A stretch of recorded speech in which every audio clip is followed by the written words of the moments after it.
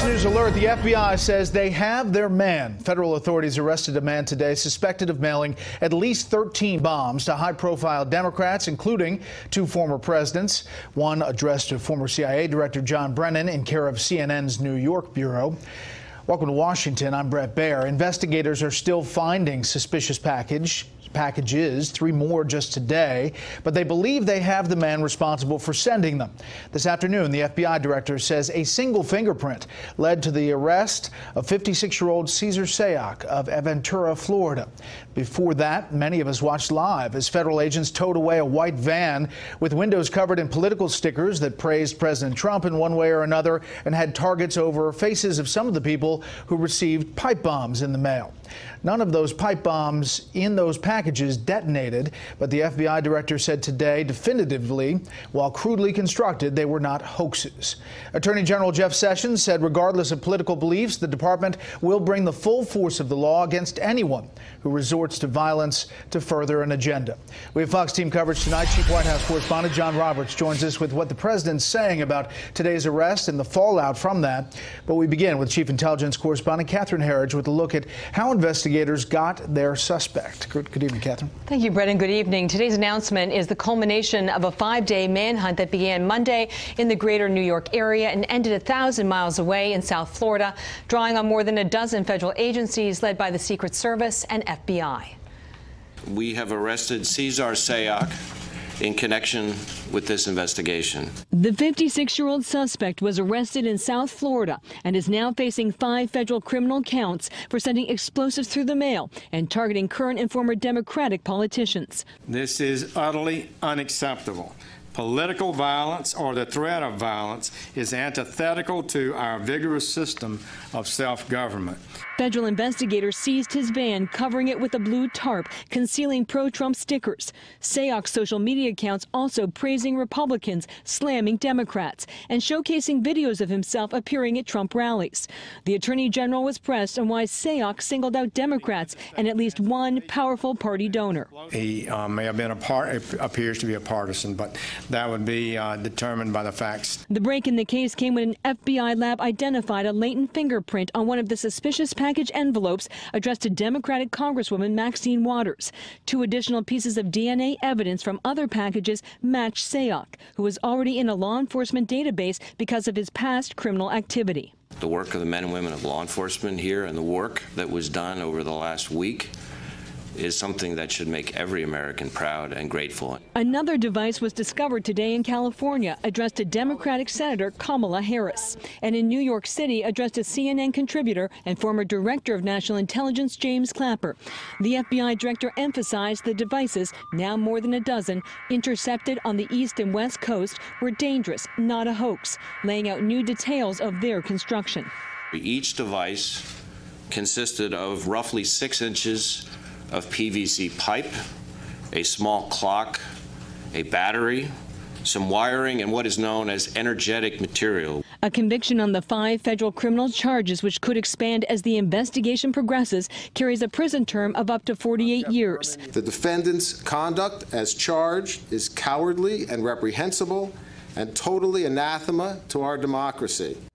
In the last few minutes, we have learned that Sayoc will have his first court appearance in Miami on Monday. Earlier, a federal source told Fox that after that initial court appearance in Miami, Sayoc is expected to be transferred to New York City and prosecuted there. Nearly half of the packages were routed through the greater New York City area. Brett. You know, Catherine, the news conference was pretty detailed. They said that they were still investigating whether he had any help with anybody else. But what else was kind of left out of that? What we never really got to was the issue of premeditation. Was this something that he did over several weeks himself, so making him a lone actor in this offense, or was it done very quickly, which would suggest that he may have had help from someone who was witting or unwitting in this plot? Okay, Catherine, we'll follow it. Thank you. You're welcome. At this hour, President Trump is making his way to Charlotte, North Carolina, where he is set to speak, as you look live there, at a rally at the top of the hour. Before he left, the president spoke about today's arrest, first praising law enforcement, but also asking that the media start reporting on some of the other big things happening with his administration. administration, especially ahead of the midterm election. Chief White House correspondent John Roberts joins us from the North Lawn with more on what the president had to say today. Good evening, John. Brett, good evening to you. As you heard the Attorney General Jeff Sessions say just a moment ago, investigators are still looking into the why of Cesar Sayoc's alleged terror campaign. But now that they have him in custody, President Trump is anxious to get back to the how of trying to hold on to control of Congress and deal with that migrant caravan. I just want to compliment law enforcement for having done an incredible job. Departing the White House for a campaign rally in Charlotte, President Trump praised law enforcement for so swiftly apprehending Cesar Sayoc. But he said he did not see the pro-Trump signage on Sayoc's van. I did not see my face on the van. I don't know. I heard he was a person that preferred me over others, but I did not see that. Earlier today, the president lamented how the threatening packages have taken the focus off the midterms. In an unusual tweet, almost questioning the degree of the threat, he wrote, "Republicans are doing so well in early voting and at the polls, and now this, quote, bomb stuff happens, and the momentum greatly slows." Late this afternoon, he pulled back a little, admitting the coverage was justified. All that you people talked about was that, and rightfully so. It was a big thing, rightfully so, but now we have to start the momentum again. Still, he seemed frustrated that his accomplishments, like a plan announced yesterday to lower prescription drug prices, got short shrift. And it didn't get the kind of coverage it should have, because it was a big thing. And he was eager to move on from the suspicious package story. Now our law enforcement's done such a good job, so maybe that can start to disappear rapidly because we don't like those stories. One thing President Trump would like to get back to is the caravan. I called up the military. This is the military, greatest military in the world. I called up the military. We're not letting them in. They ought to go back now because we're not. Now, do we want them to apply and come in legally? Absolutely. On the southwest border today, DHS Secretary Kirstjen Nielsen described what the U.S. military's role will be in border enforcement. We have asked for engineering support, logistics support. Engineering support, of course, it would include vehicle barriers, pedestrian barriers. So we make that request to the Department of Defense. In addition, the Pentagon will provide planes and helicopters, medical and command and control facilities, and temporary housing for Customs and Border Patrol personnel. The White House is also discussing possible executive or regulatory action to stop illegal migrants in the caravan from either crossing over the border or staying in the United States. A White House official telling Fox News the administration is considering a wide range of administrative, legal, and legislative options to address the Democrat-created crisis of mass illegal immigration. We are looking at every possible way within the legal construct that we have to make sure that those who do not have a legal right to come to this country do not come in and or are immediately apprehended, detained, and removed. Sources tell Fox News that no path forward has been determined yet. One of the big points of what I'm told is vigorous discussion is what may or may not be legal. But one thing that the White House does have in its corner this time, if it goes after the migrants, is a 5-4 conservative majority at the Supreme Court. Brett? John, you heard the president yesterday, today, praising law enforcement, especially today, but he is still hung up on the coverage of this and how it affects him in the coming days ahead of the midterm, isn't it? Yeah, as we pointed out, the president didn't appear to be personally too happy about the fact that the midterm elections and his campaign and for some very tight races and his prescription drug reduction plan kind of got pushed off the front page. He's doing everything he can now to get it back above the fold. So watch for him tonight in Charlotte, I think, to open up a little more than he did in Mosinee, Wisconsin the other day. And he also said he didn't have any plans to call Presidents Clinton or Obama. No, didn't see a reason to. Okay, John, thanks. Thank you.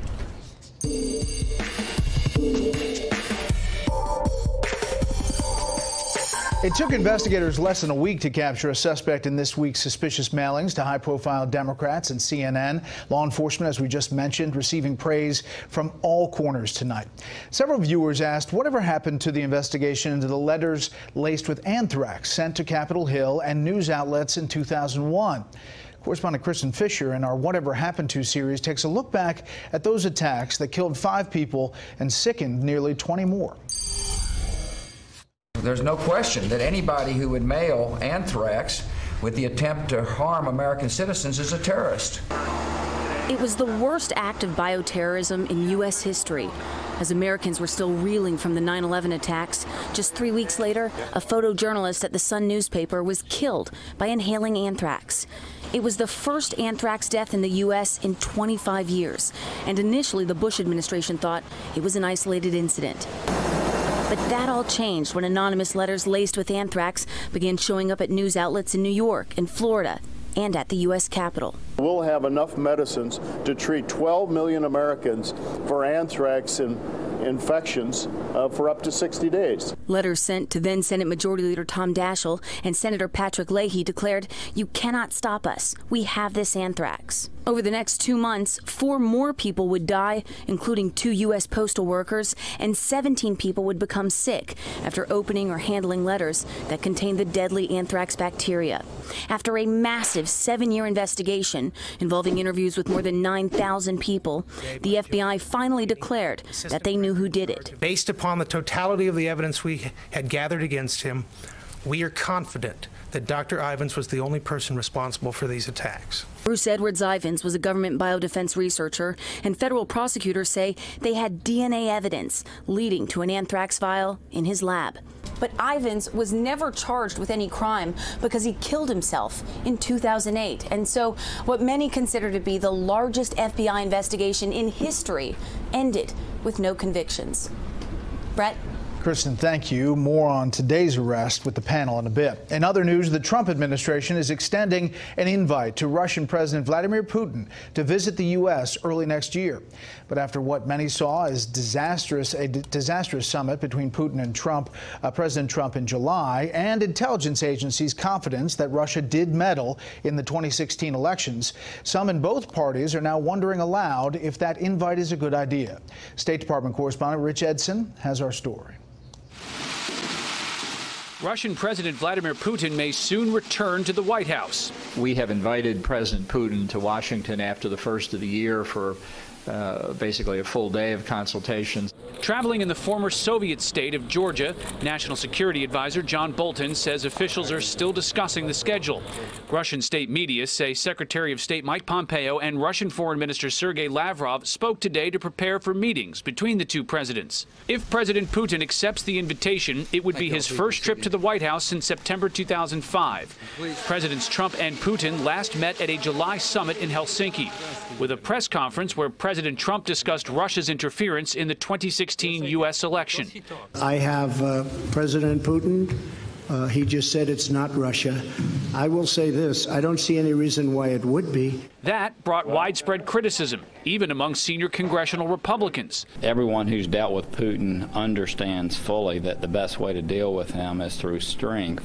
And I just felt like the president's comments made us look as a nation more like a pushover.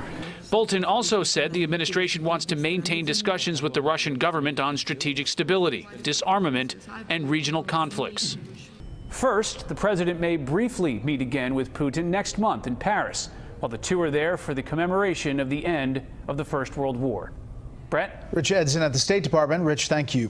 Military leaders from North and South Korea met today to discuss implementing a military agreement aimed at reducing tensions between the two countries.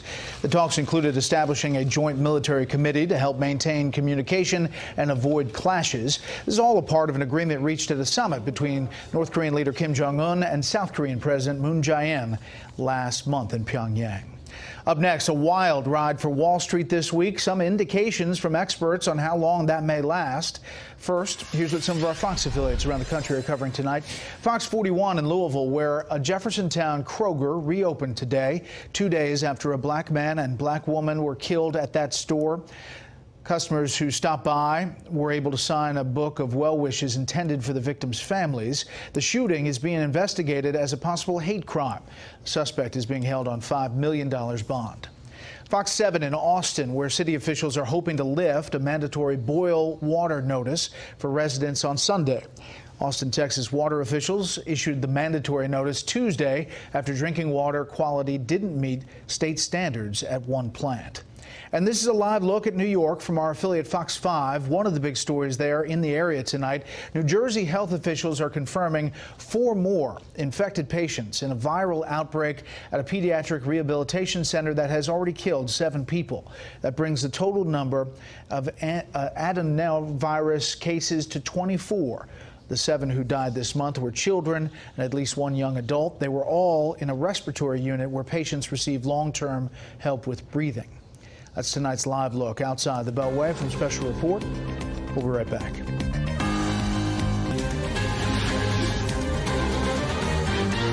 The FBI is conducting a criminal investigation into electric car maker Tesla, according to the Wall Street Journal.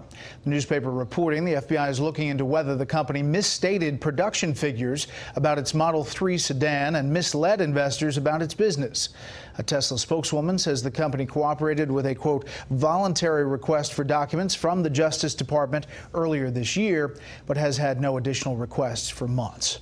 Markets close out a roller coaster week down. The Dow closed 296 points lower after dropping 539 points at its low of the day. The S&P 500 was off 47. The Nasdaq lost 151. For the week, it was ugly. The Dow lost nearly 3%, the S&P plummeted 4%, and the Nasdaq finished down 3 3/4. Let's get some analysis on what is behind this week's market volatility. Susan Lee of the Fox Business Network joins us from New York. Good evening, Susan. Brett, a day of losses to cap off a long week of volatile trading on the markets. On track now for the worst month for the Dow in 8 years, while the technology-heavy Nasdaq index looking at its worst month since the global financial crisis. And the big drags have been the big Silicon Valley names like Amazon, Apple, Alphabet, Facebook, and Netflix. Now, these are the same names that have actually been leading the markets up to record levels this year. There are concerns over higher interest rates, global trade tensions, and fears that corporate earnings might be peaking that have sparked this sell-off. So this week, disappointing earnings and forecasts from Amazon and Google's parent Alphabet.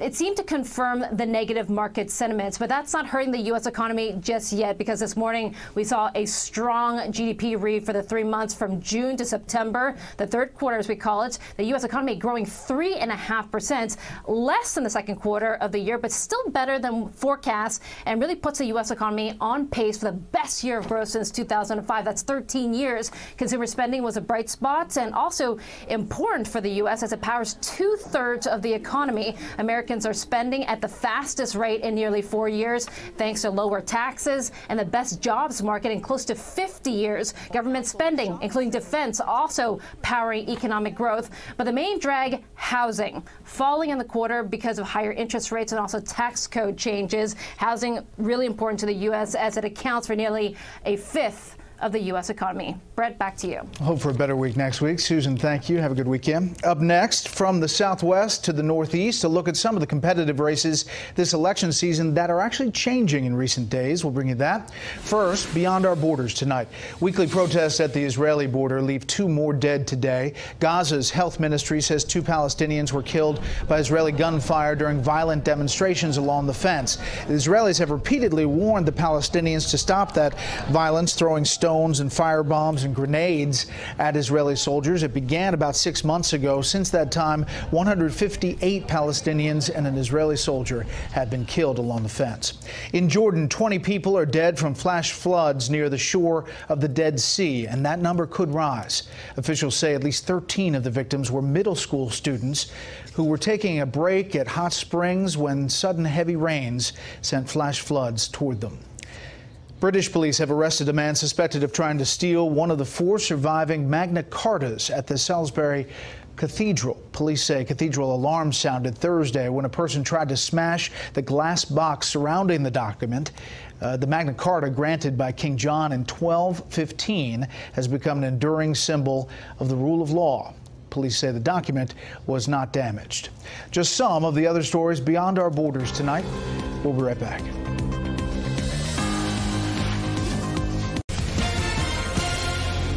In America's election headquarters tonight, 11 days away from election night, and we're looking at a very tight race that we have talked about before. It's hard to believe, but New Jersey, Bob Menendez, the incumbent Democrat, against Bob Hugin, the businessman Republican candidate.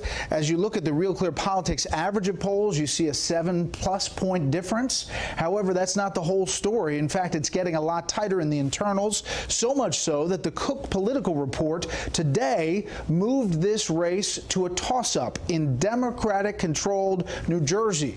One of the other indicators that is showing it is very tight is spending. Chuck Schumer, through his Senate Majority PAC, dumping $3 million October 16th.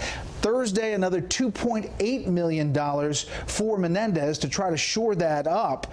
Now, Hugin is spending a lot of money on ads, a lot of the ads focusing on the corruption trial, the bribery trial that Menendez went through, and using Obama Justice Department documents for those facts. We've been through that, but it is a big issue in this race, and it came up in the debate Wednesday night. There were sworn FBI affidavits with very specific allegations and corroborating evidence about sexual misconduct, and that when he pushed back on it, the FBI and the Justice Department told him, you are making demonstrably false claims. Those are lies. Every fact checker has disputed it. Has said it's an outright false. It's a lie, Bob. It's a lie, and you know it's a lie. You know it's a lie. I didn't interrupt you. Don't interrupt me. You know it's a lie. So that issue will likely play all the way to Election Day, and we'll see how tight this actually gets as we head towards Election Day 11 days from now. The other race we're looking at very tightly in the Senate, Arizona, Kyrsten Sinema versus MarthaMacCallum. The Real Clear Politics average has McSally up just slightly over Sinema, but very, very tight, and one in which the vice president is doing some campaigning on that front tonight. Now, if you look at the scenario tonight, this is how it stands. 51-49, Republicans control the Senate. If the election were held tonight, judging by the Real Clear Politics average of polls, even if it's just a slight margin for one or the other, this is how it would go down. Missouri would turn Republican, as would North Dakota, but Nevada, Arizona would stay the same. Florida would stay Democrat, as would Indiana, even though those are very tight races. And there you see the breakdown, 53-47, Republicans picking up 2 seats. You go back to New Jersey, what happens if that moves that direction? 54-46. So that would be a huge pickup for Republicans if it turned out that way. As we go over to the House side, you can take a look at another race that is getting a lot of attention and also the vice president's attention tonight, and that is in New Mexico, an open seat, the Republican Herald versus the Democrat Small. Very tight, neck and neck. Peter Ducey's traveling with the vice president tonight. President Trump's proclamation that this is the election of the caravan really matters in New Mexico's 2nd District, which shares a 180-mile border with Mexico. We have not only, just the national security issue, but we have a number of farmers and ranchers that live right on that border that are only separated with the barbed wire fence. Yvette Harrell is the Republican running to replace outgoing Republican Steve Pierce and got a visit today from Vice President Mike Pence, who took Air Force 2 to Roswell with a fresh warning to the huge caravan of Central American migrants making their way through Mexico for the U.S. To those who are in the caravan, we say simply, turn around. We are not going to allow you to come into our country illegally.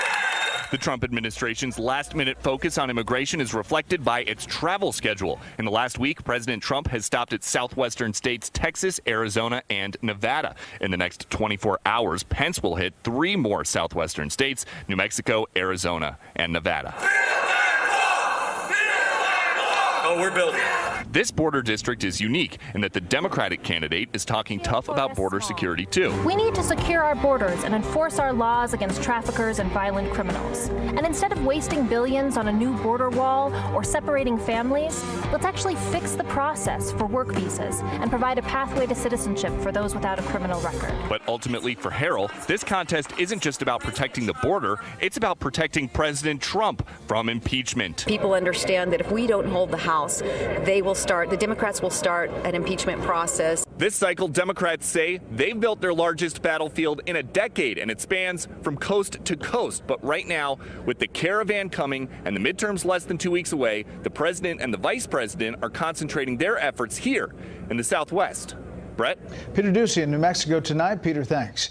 Next, our all-star panel reacts to today's arrest of a man the Justice Department believes had a deadly political agenda.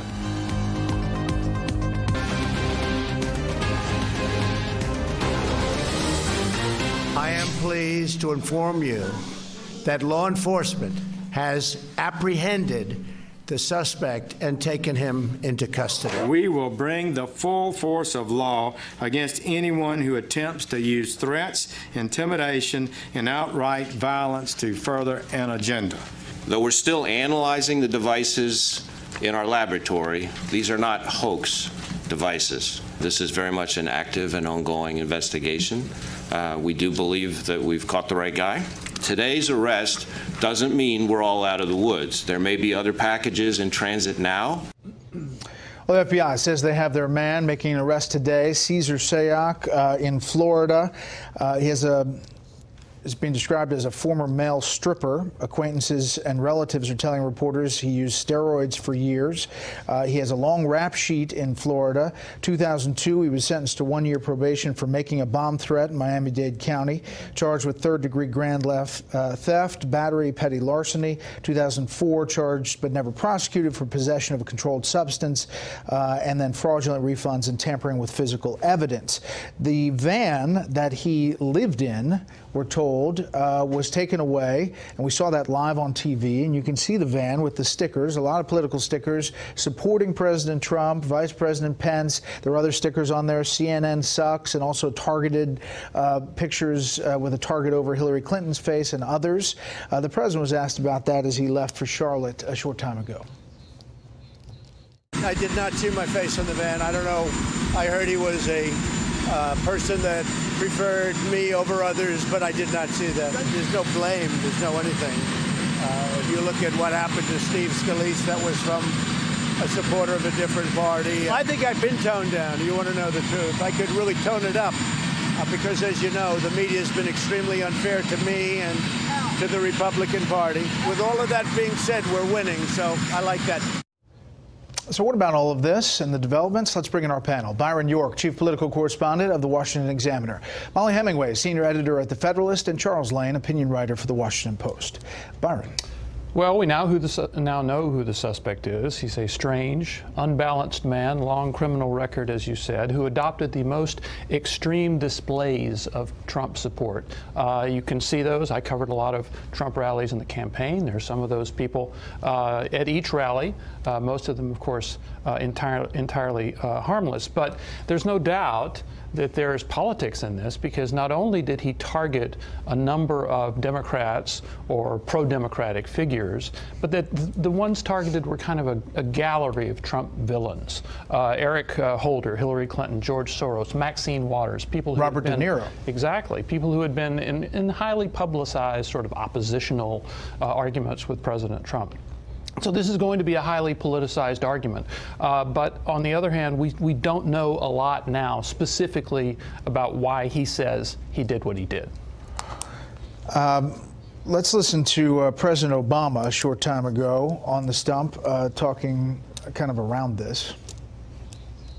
What is at stake is a politics that is decent and honest and lawful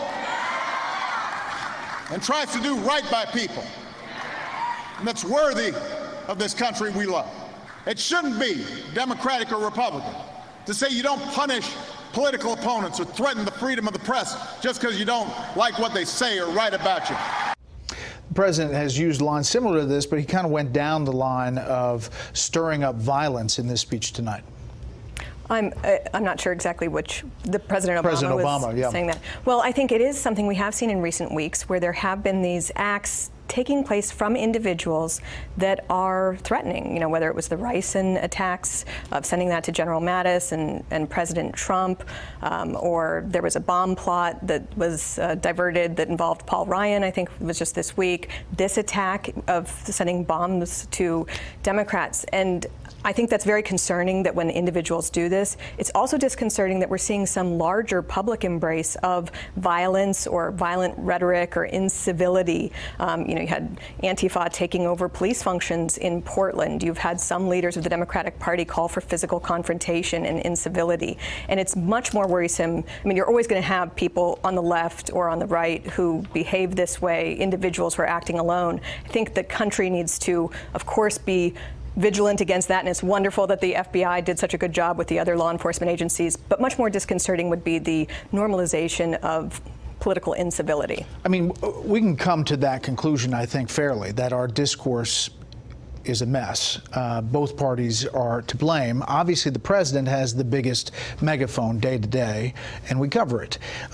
He took offense, clearly, that some of the coverage of this leading up to this arrest was pointing directly at him for a day, and tweeted out overnight that Republicans are doing so well in early voting at the polls, and now he first tweeted out about CNN, then they're doing so well in early voting at the polls. Now this bomb stuff happens and the momentum greatly slows. News not talking politics. Very unfortunate what is going on. Republicans go out and vote. He was frustrated by it, which, you know, was attacked all over the place. You know, I guess it isn't fair in some cosmic sense that the president isn't allowed by some people in their minds to be as mean to the press or his other critics as they are to him. But you know what? It's the reality, and it's always been a part of the role of president, that your job is not to, as the president likes to say, when somebody hits you, you hit back twice as hard. Rather, the president's role, at least historically, has been to pour oil on troubled waters in the society, to use soothing rhetoric in times of conflict, to try to soften the political divisions all around us. And so he says people scream at him that he's being unpresidential. I think he is being unpresidential, and it's just never going to happen. I think we've seen enough evidence that President Trump, it just doesn't sort of have it within him to take a moment of extreme tension and calm it. He tends to raise the tensions, and it's getting to the point where, and in no way, shape, or form am I blaming him for this specific act of violence. Some did over the past day and a half. I don't want to join them, but what I do think is fair is to look at that White House and say, what has it been doing in the last 18 months? Has it been exacerbating political conflict and or exploiting it?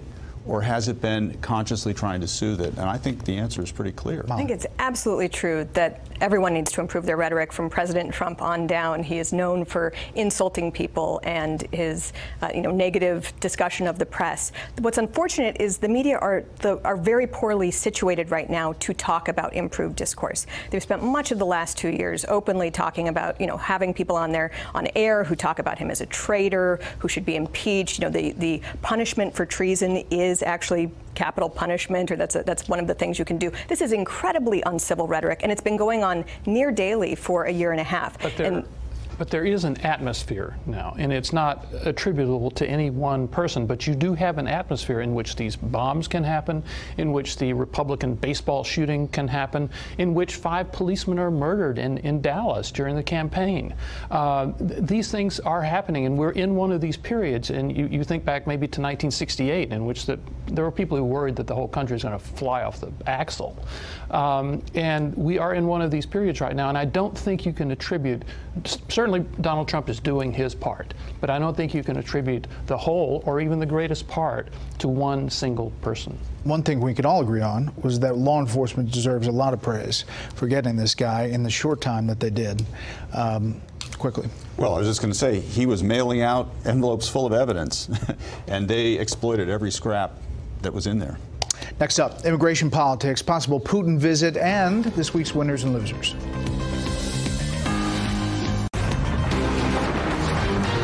Every citizen benefits when we have a strong, beautiful border. As you know, they call it the caravan. It's a big caravan. They called up the military. We're not letting them in. They ought to go back now. If you do not have a legal right to come to this country, and you come as part of this caravan, and you come in our country, you will be returned home. If they are truly fearing for their lives and they're being persecuted, they don't need to get to the United States. They should be seeking refuge in Mexico. Homeland Security Secretary with Martha last night, this issue about the border, the caravan, and the administration considering different options. We're back with the panel. Chuck. Well, this is an extremely difficult dilemma because these people leaving Honduras have a reason to leave Honduras. It's a very violent and impoverished place. But they're not alone in that. There are a lot of countries like that. And there's a dilemma for the United States because the way the courts have interpreted the law, those people have a reason to expect they're going to be able to find their way into the country, because once they're captured at the border, they're subject to an asylum process. We all know that, excuse me. But the president, I think, is going to be in a dilemma in terms of actually being able to stop it.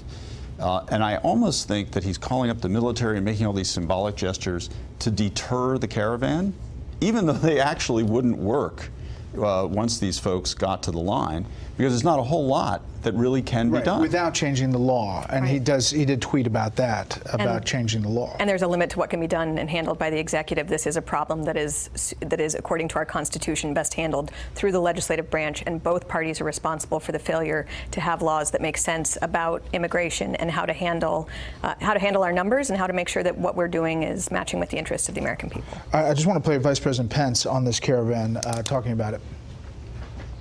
The media spent a lot of time earlier this week challenging President Trump's statement that there were MS-13 or maybe Middle Easterners in the caravan. While the media was busy going off on it, the Department of Homeland Security issued a report saying, quote, gang members and criminals with significant criminal history are in the caravan, and that includes citizens from, I'm quoting, outside Central America, including the Middle East, Africa, and South Asia, that are currently traveling through Mexico toward the United States of America. Took a couple days, but they got that detail in there from Homeland Security. Well, if the caravan actually does make it close to the United States border, I mean, the president does have to explore what kind of executive authority he can use about this. He's saying he's going to send U.S. military, not National Guard, active duty military, which still is limited on what it can do inside the United States. It could help operate drones. It could help build fencing and logistics, and let the Border Patrol do the actual And by patrol. the way, it's another cause for the president to say, you know, having a barrier along large parts of the U.S. border would be a pretty good idea. If you don't like the wall word, just call it a barrier. I want to get to winners and losers quickly. Good idea, bad idea, Russia, Putin coming to Washington. John Bolton delivered a very tough message, which it'll probably get amplified if Putin comes over. We have important arms deals to work out and a host of issues around the world. It's good to be talking. Yeah, I think they got to discuss this INF thing. If it can be salvaged, it would have to be at the highest levels. Winner and loser. My winner this week is Andrew Gillum, who is the Democratic candidate for governor in Florida, who gave a pretty sharp performance in his debate with Republican Rick DeSantis. I think the phrase, "a hit dog will holler," has now permanently entered the American political lexicon, and he's on his way to winning that race, according to the polls. My loser of the week is Bob Menendez of New Jersey, the Democratic senator who has had his race marked down to a toss-up by the Cook Political Report. He should be cruising in this blue state, and instead, he's dragging on the whole ticket. Winner or loser? Hurts me to say this because I'm a huge Dodgers fan in the World Series, but the Boston Red Sox had a great couple of games, and they're my winners for the week, although I hope Dodgers can even things out here soon. Loser is the European Human Rights Commission, which ruled this week it upheld the conviction of an Austrian woman who had been found to have improperly disparaged Islam. The European Human Rights Commission said that she did not have free speech rights that allowed her to do that. That's very worrisome about the situation. That was a big story that really wasn't covered a lot. Winner and loser? Two winners, Jeff Sessions and Christopher Wray. Both have taken a real beating over the last several months, but this afternoon we got them to see them doing what the Justice Department and the FBI do the best, which is catching bad guys, and we should all be grateful for the work that they did. The loser is Michael Avenatti. Things not going well for the Stormy Daniels lawyer. Last week, judge threw out his defamation suit against the president. This week, ordered to pay $5 million to his former firm, evicted for unpaid rent, and now the Senate Judiciary Committee has filed a criminal referral to him about his role in the unfounded gang rape allegations. And how NBC handled all that was really interesting today, too. Panel, thank you very much. Have a great weekend. When we come back, notable quotables. Finally, tonight is Friday. You know what that means. Notable quotables, and this was quite a week. Law enforcement has apprehended the suspect and taken him into custody. We're going to jump in. There's a fire alarm here. You might have heard it in the background. We're going to find out what the latest is we'll here be right back. at CNN. We're going to be right back. NYPD and all of our law enforcement partners responded to reports of a suspicious package. Political violence or the threat of violence is antithetical to our vigorous system of self-government. We have to do everything we can to bring our country together. Do you know cannabis was a major part of early America? Our founding fathers, George Washington and Thomas Jefferson, both grew it on their farms. You will not be successful at getting into the United States illegally. I'm not letting them in. They're not coming in. You said you don't know where the body is. Someone obviously knows. Was it chopped up? Was it dismembered? Do you know that? We're working on this. It's almost laughable to suggest that a spontaneous brawl broke out and somehow it was 18 versus 1. When you hear all this talk about economic miracles right now, remember who started it. He didn't build that economy. President Trump did, and everybody knows it. Dow, S&P 500, of course, in the red for the year. NASDAQ, its steepest decline. American workers, blue collars, white collars, entrepreneurs are just crushing it, absolutely crushing it. We're the hottest economy in the world. This will be the election of the caravan, Kavanaugh, law and order, tax cuts, and common sense. Well, the president will be doing a rally in Charlotte, North Carolina in just a bit. 11 days and counting until the big election night. Thanks for inviting us into your home tonight. That's it for this special report. Fair, balanced, and unafraid. The story, hosted by MarthaMacCallum, starts right now.